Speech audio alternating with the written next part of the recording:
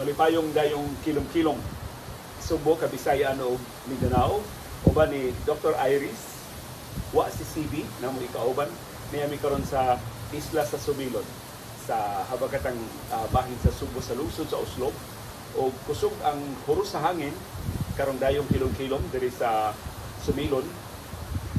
Punas pa ang dagat ng Higayuna. So karong pagtaon-taon mag-swimming si Dr. Iris o baka mangisda mi kasi mo buhaton karong taon-taon ning Higayuna sa atong panahon dayong kilong-kilong. Tuguti nga among isugilo ninyo ang usa lang ka bahin kay di man madao usa lang ka programa di pa nato maatok sa pag-isgot at nagkamabulo ko mga detalye sa iyang kinabuhi ni anhing Ninoy Aquino. Karong hapuna ato tutukan ang iyang pagka-war correspondent sa Pangidaron nga 17 atol sa gubat sa Korea nga giapilan sa kalibuan ka mga sundao sa Pilipinas. Anong nasaag man ang 17 anyos na si Ninoy Aquino is war correspondent dito sa Korea. Adtong 1950 hangtod 1953, tuto katuig katumaong gubat nga giapilan sa isog ng mga sundaong Pilipino. Muna itong iasoy ninyo karong hapuna. Pero ngano nga si Ninoy Aquino ang atong subject matter sa atong sugilanon karong hapon nga by the way atong gitaytulan og Ninoy Aquino. Tungod kay karong adlaw wa lang tuyuan na atol nga nasudong holiday sa Pilipinas mao ang iyang sumad sa adlawng natawhan. Nataw si Ninoy Aquino November 27, 1932. Namatay siya sa Pangidarong 50. Bata pa kay si Ninoy Aquino nga namatay. In fact, sa kinatibuk-an siyang kinabuhi sa iyang pagka-periodista o sa iyang pagka-politiko, itawag si Ninoy Aquino nga young man in a hurry. Narunay nga naggalit. O why exception, nanong nahimo siyang periodista sa lingkod pa kay Pangidaron nga 17. Pero sa di pa, ako ipakita ninyo ang pilangga ni CB. O si CB wa makakuyog na mo kay di man allowed ang mga pets diri sa Sumilon. Mao ni si Dr. Iris nga Hi. nag-crochet. Crochet, yes. Sa may mag-iimo ars Another shawl. para sa iyang show. Mao na si Dr. Iris diri sa enjoy kay diri sa isla sa Sumilon.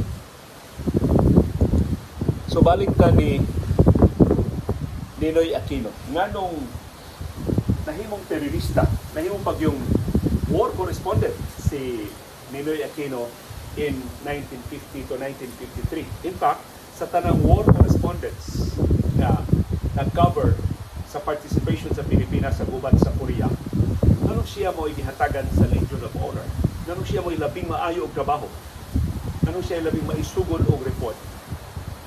Na napadangat gikan sa natad sa paggubatan sa North Korea na nasinati sa katawhang Pilipino ang kababayanihon, ang kaisog, ang dugugon nga paggubat sa mga Pilipino hangtod sa ilang pagkamatay, hangtod sa ilang pagkasamaran, hangtod sa ilang pagkapihat sa mga kaaway. Unahon na to ang gamay nga background una sa Korean War, anong dunay Korean War, o nganong na periodista si Ninoy Aquino nga ang atong nailahan sa atong mga libros kasaysayan, politiko man to siya. Nganong nag-sideline man siya sa pagka-periodista. Unang mo na to ang background ni Ninoy Aquino nganong na periodista siya. Pangidaron pa siya 15. Ganahan man din siya og journalism. Hindi pa siya wa siya formal training. Wa may mga journalists mo sa tudlo nimo sa pagsuwat mga balita o sa pagsuwat o mga doon na tingali pero dili pa imon ana daghan ang mga estudyante o mga magtutudlo sa journalism.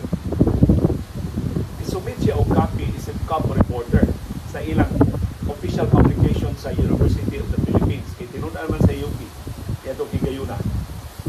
Ang iyang editor inila kaayo nga periodista na si Max Sullivan. Estudyante pa si Max Sullivan. Ay na kayo musuwat si Max Sullivan. Estudyante siya sa College of Law sa University of the Philippines.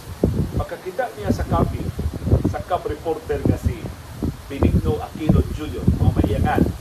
Actually, tinod nga ni Ninoy Aquino, Benigno Simeon Aquino Jr. Pagkakita niya sa cop reporter, tinod yung nilara. Kung tigil patia sa copy nga, dalabang, dili yun, journalist ang suot, baklaro yun nga, kung may pagsugod o practice of journalism, na bukas ka patia yun. Tuga man ni pataa o suwabi man ni kao.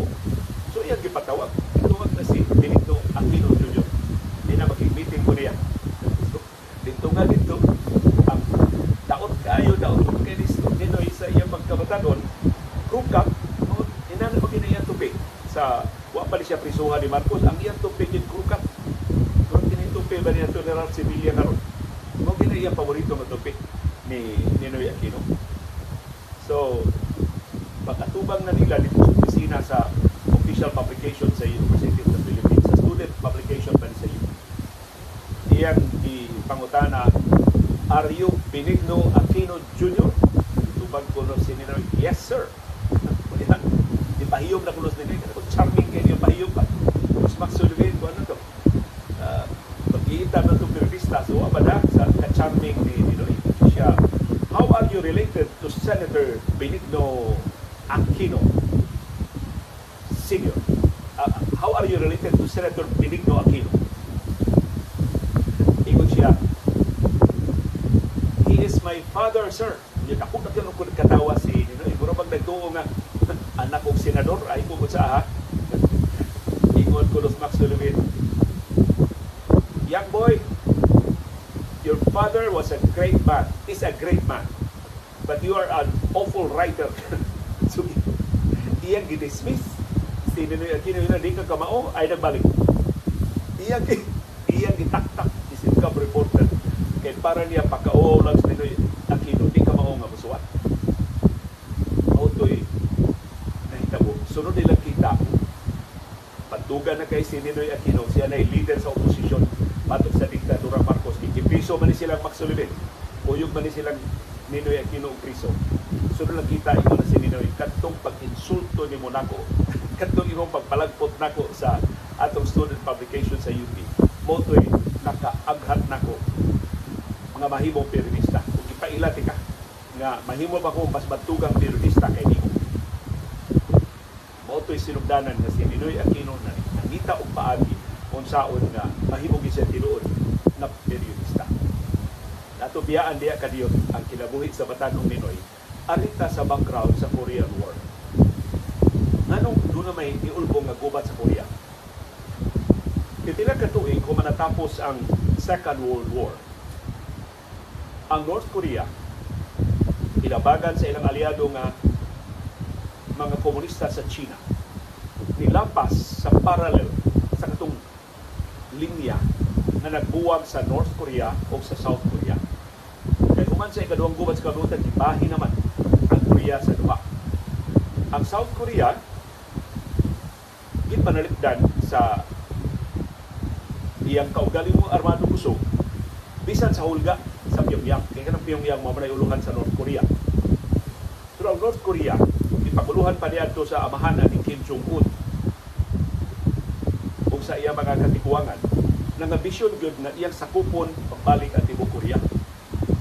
So, bisan sa pasidaan sa United Nations, bisan sa pasidaan sa Estados Unidos kung sa bang kanasuran na nanalipod sa South Korea, ang North Korea, uban sa mga sundao sa China, komunistang China, paguluhan ni Mao Zedong, itong gigayuran, ni marcha lapas sa parallel sa linya na nagbuwag sa duha ka Korea. Tungod diyan to, dideklarar o gubat ang South Korea batok sa North Korea. Ang katong pagmarcha na daan sa North Korea o sa China, mo ito'y deklarasyon sa nila sa gubat batok sa South Korea. Gusto lang sa kupon ang South Korea. Of course, way daganan ang South Korea sa North Korea o sa China. Kay kuyang magkaayo ang arman kusog sa South Korea. Moto ang United Nations na nawag o mga nasod sa pagboluntaryo sa ilang kasundaluhan aron pagpanalipod sa South Korea. Ang Pilipinas usa sa 16 ka mga nasod nga nitubag sa auhag sa United Nations. Pinagi sa presidente sa Pilipinas niadtong higayuna nga si Elpidio Quirino. Ni voluntaryo ang mga sundao sa Pilipinas ngadto sa gubat sa South Korea. Kapin 7,000 ka mga sundaong Pilipino ang niboluntaryo sa South Korea. Kapin gatos nila ang nangamatay. Dulan 300 ang samaran. Dulan gatos ang missing in action. 41 na lang taon ang accounted for is prisoners of war. Pagkahuman na sa buhay. Enter the dragon, si Ninoy Aquino. Ang Manila Times, itong higayuna, mo'y number 1 nga newspaper sa Tibok Pilipinas. May magkay makada sa publisher nga si Chino Roses. Siya mo'y publisher sa Manila Times, itong higayuna. Si Ninoy, nakahibaw nga mga reporter, mga pag-iitang reporter sa Manila Times, ihangyo ni Chino Roses, kinsa man yung gusto mo cover sa Korean War. Okay, we should cover the Korean War. Maugod ito'y labing unang kalibutan ng gubat na apilan sa Pilipinas. Human sa ikaduhang gubat sa kalibutan. So, before ining K-pop, before ining atong koneksyon sa mga Koreano, sa ilang mga pelikula, sa ilang mga kanta, connected na ta sa South Korea, tungod aning Korean War. Tungod sa sinsiro kamatinud-anon sa auhag ni Elpidio Quirino, mo ni kalibuan ka mga sundao ang voluntaryo. Iabot 7,400 kapin ka mga Pilipinong sundao ang voluntaryo para sa gubat sa South Korea. Ang labing inila mao si kanhi Presidente Fidel Ramos. Patanon ba kay sundao si Ramos niya itong higayuna, ni voluntaryo siya. Isip usas mga pangu sa kasundaluhan sa Pilipinas sa gubat sa South Korea.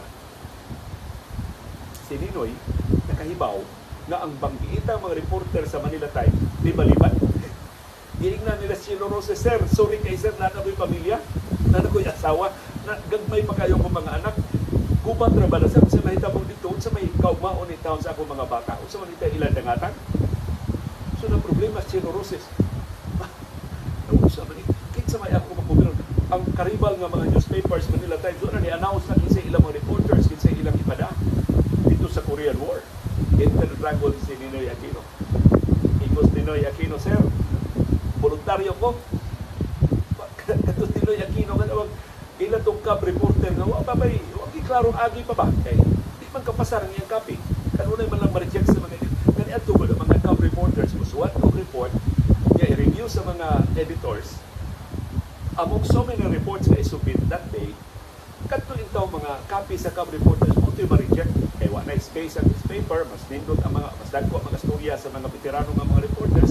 Kasi karon sa cab reporters sa una, ang ilang yung balita, police splatter, ilang yung balita ka ng mga aksidente sa daan, ilang mga balita ka ng mga sunog, ka ng mga kumiran mo na sa veterano ng mga reporter na mas maayo ang kopya, mas maayo sila mangita o mga detalye, mas kumpleto ang ilang istorya, kanunay yung ma-reject ang cab reporter. Kung takugang sila, si Benigno Aquino Jr., mo'y mo voluntaryo dito sa South Korea. Ako na yung objection ni Chino Roses, but you are only 17. Ingon si Ninoy Aquino, but I can give you the story. I can give you facts. I can tell you about the war. Kung siya, porsigido juga siya. Hasta editor sa Manila Times itong higayuna na Amerikano, na tao dito sa Brooklyn, si Dave Boguslav. Ni object na you're too young. What do your mom say? At sa may isulti si mong inahan, kay kahibaw man sila. Na anak ni Senador Benigno Aquino. So, ingon sila, we will talk to your mom, to your mother. Sus, gawas si Ninoy sa opisina. Pagkasunod adlaw, nakadawat naman sila cable. Kaya kaniyadto ang communication, wala pa may internet. Nihit pa mag-telepono. Kadawat na sila cable, telegrama. Ikan ni Ninoy dito na sa South Korea. Ingon, ang telegrama na ganayon, niyan ako sa South Korea, nakasakay kong aeroplano sa Philippine Army, Ila kong ipakuyog, ako na mo report na kung wa mo ilay reporter, ako mo report para ninyo. O pag pagtugod gikan nila si Ninoy dito na South Korea. Unya ingos Ninoy daghan na kinahitabo din niyo. Saman gusto mo ma-scope mo sa inyong mga competition o gusto mo nga pagkakuha detalye direkta gikan sa Korea pinaagi nako. So dia to gigayon na ni decider si Chino Roses. Dave, you take care of that boy. Yang igna na lang ang editor. Ingon si Dave Bogoslav. Ninoy, give me the facts, I will take care of the grammar. Kaya pati ba kayo musuan? Si Ninoy Aquino. Sukan niya ito. Ang mga istorya ng Ninoy Aquino, mura kulong paha. Ang mga detalye ni Ninoy Aquino gikan sa natad sa panggubatan, way kinutuban. Tanang istorya sa mga sundao, samtang nahadlok sila ng andam sa gubat, mga istorya sa mga sundao, nga napalakas sila mga asawa, sila mga anak na nahibilin din sa Pilipinas, mga istorya sa pag-ankon ng mga sundao, napalakas sa ilang mga ginikanan, makita pa ba nilang buhi ang ilang mga ginikanan sa kakuyaw sa gubat na ilang giapilan. Detalye ng tanan ni Ninoy, isuwat ni Ninoy o iyang gipada sa Manila Times. Ikadawat ko nun sa editor, si Dave Bogoslav sa istorya ni Ninoy, lain man kaiba nga mura o siya'y nagsuwat sa report, adto ko siya sa privacy siyang office, ipakuha niya tanang cable ni Ninoy, adto siyang office, siya ba yung suwat? Iyang i-organize ang torrent of stories of details na gipada ni Ninoy Aquino gikan sa South Korea. Sus, wa may laing report ngayon adto ka detalyado, wa laing report ngayon adto ka klaro, wa laing report ngayon adto ka kompleto. Pagpublikar sa unang istorya ni Ninoy Aquino, ang halin sa Manila Times ni sulbong pagayo, wa laing newspaper nga nahimong authoritative voice sa gubat sa South Korea gawas sa Manila Times. Kung nataw ang bago nilang star reporter na si Benigno Aquino. And by the way, kini mong arrangement na reporters may bahala sa facts, ang editor may bahala sa grammar, hangtod karon ni Apani. Neto nga ako may assignments editor sa The Freeman. Magkaila ang mga editor sa Freeman, kinsay reporter nga may kayong detalye, pero batik kayo musuwat. Nasa ibang reporters, may kayong detalye, may kayong musuwat, ay problema. Ang mga editors, ang ilang copy, gamay na lang kayong koreksyon, papublikar na front page tayo.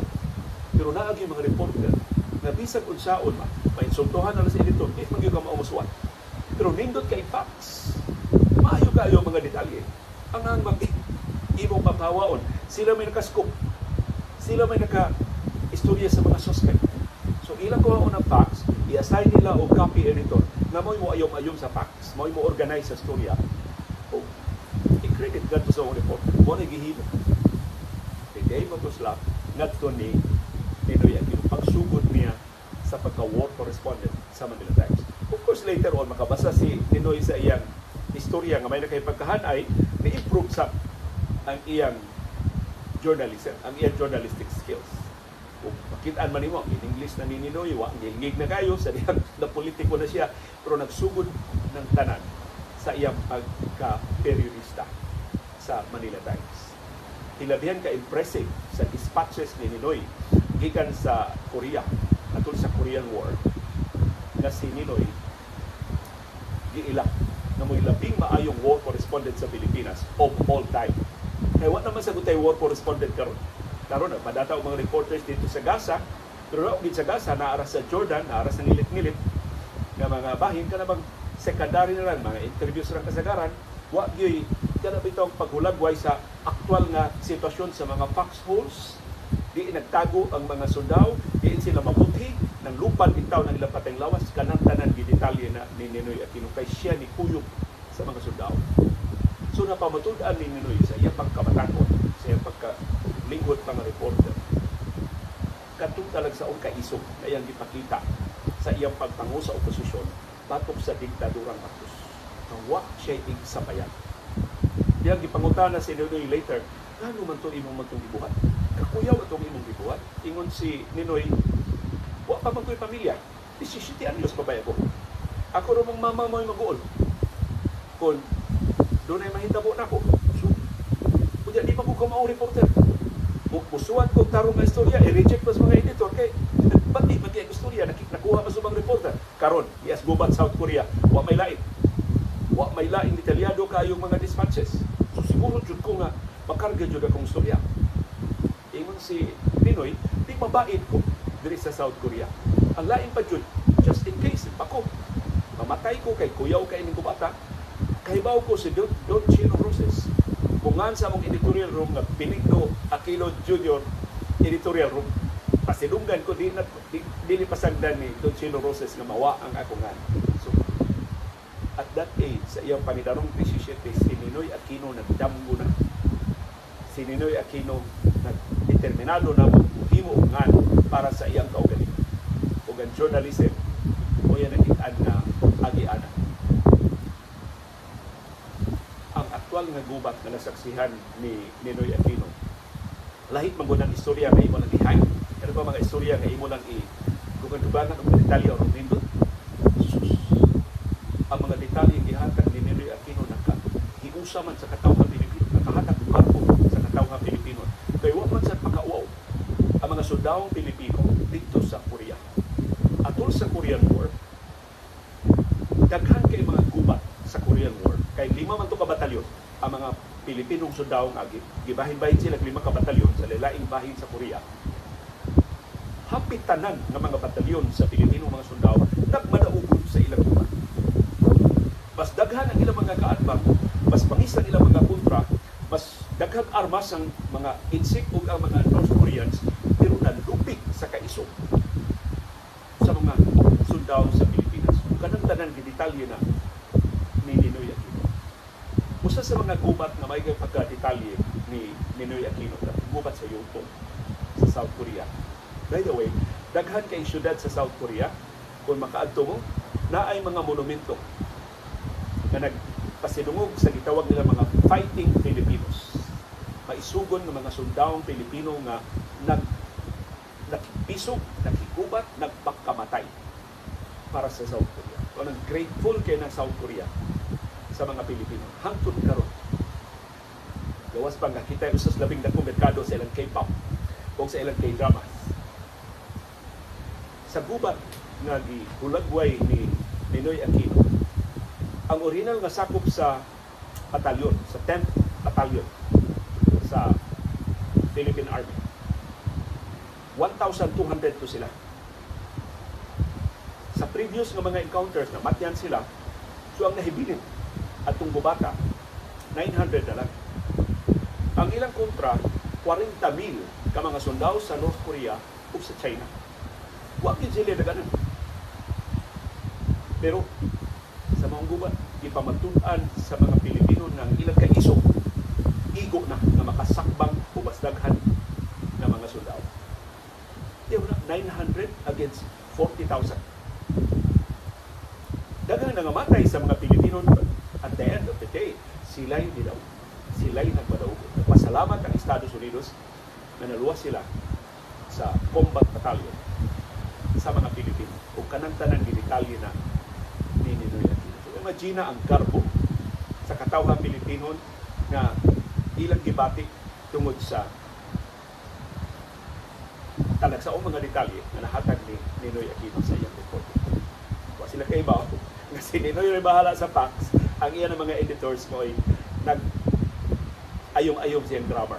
Aron nga mas tarong babasa, wag man sa di makalali sa kangilgi sa journalism sa Manila Times at that time. Tungod sa kaisog, tungod sa katalagsaon, sa accomplishment ni Ninoy Aquino, ihatagan siya, ipasilungan siya o Legion of Honor in 1951. Siya mo'y 10 batanon nga nahatagan sa maong pasidungog ni Presidente Elpidio Quirino. Of course, ihatagan sa pasidungog ang tinuod ng mga sundao. Pero si Ninoy Aquino, iisip na usa sa 10 dako og natampo sa kalampusan o sa direkta nga paghulagway ngadto sa katawhan Pilipino sa heroism sa kamabayanihon sa Pilipino mga sundao atol sa gubat sa Korea 1950 to 1953. Katus Ninoy Aquino di Bato Hambol, so ang iyang national prominence na nakuha sa iyang talagsaon nga reporting dito sa Korea, nahimong taytayan sa iya yung pagkahingpit nga journalist. So gisaligan na siya sa Manila Times sa mas dagko nga mga assignments, apil na katong mga international assignments, ipa-cover na siya sa kapuliyang sa Malaysia o sa ubang kanasuran diri sa Southeast Asia. Pero kadtong gubat sa South Korea maoy defining moment sa kaisog, sa kamapakahason, sa kaway kahadlok, o sa talagsaong kakuging o katapos ni Ninoy Aquino. Samang mga bighi na mao'y himo niyang labing credible, labing katuuhan o labing popular na kaatbang sa diktadura ni Ferdinand Marcos Sr. Mauto'y pabilo sa iyang political career na nakahimo niyang mayor sa ilang lungsod dito sa Tarlac, nakahimo niyang labing batanong vice-gobernador.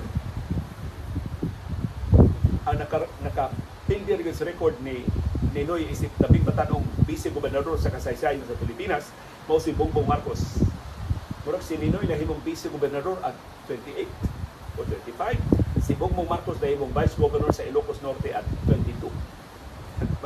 Mas batanon pa gid si Bongbong Marcos na nahimong vice-gobernador kay wa may kasi habi ko wa may ikasay atong eleksyon atong sa martial law ni Marcos. Nahimo siyang senador o siya man nahimong tinuod nga leader sa oposisyon.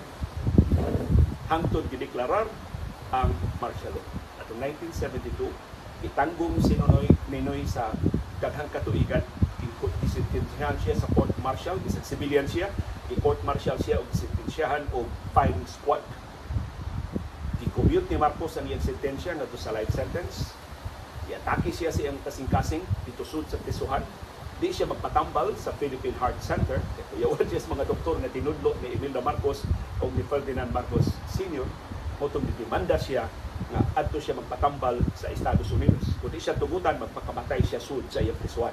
Napugos ang diktadurang Marcos pagpalarga ni Ninoy Aquino dito sa Estados Unidos. Dito sa Estados Unidos ni samot pagsulbong ang iyang bituon isip leader sa oposisyon sa iyang mga pakikong, sa mga kalibutanong tigong, sa tawhanong katungod o sa pagsaway sa diktadurang Marcos kaya iyang iapilay. Hangtod na bisan kung komportable na kayong kinabuhi dito sa Estados Unidos, mahimo ra gid siya nga pagpabili na lang dito sa Estados Unidos, pero iyang gipili ang pagbalik din sa Pilipinas.